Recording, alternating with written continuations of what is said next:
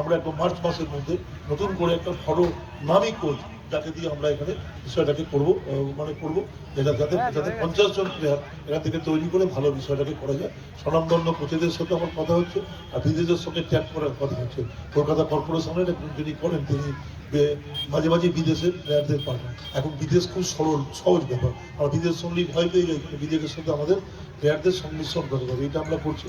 এছাড়া আপনারা সকলে মিলে জানেন একটি দুর্ঘটনা আমাদের আলিয়া বিশ্ববিদ্যালয়ে ঘটে গেছে। আলিয়া বিশ্ববিদ্যালয়ের একটি ছাত্র কত দুর্ঘটনায় ভাবছেন, এখন একটি ডাইভ মানে খুব বাজে ডাইভ একটি বাচ্চাকে মারা গেছে। এই জন্য অনেক উত্তেজনা হয়েছিল ইত্যাদি। আমি পুতুলগাছি পাহাড় এখানকার ছেলেরা সবাই মিলে আমার সাথে গেছিলেন, সাহায্য করেছিলেন।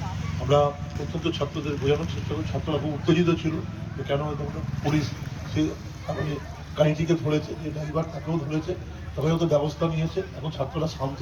কিন্তু আমি টিভিতে একটি জিনিস দেখে খুব দেখলাম যে ছেলেটি মুর্শিদাবাদে থাকে, মুসলিম ছেলে।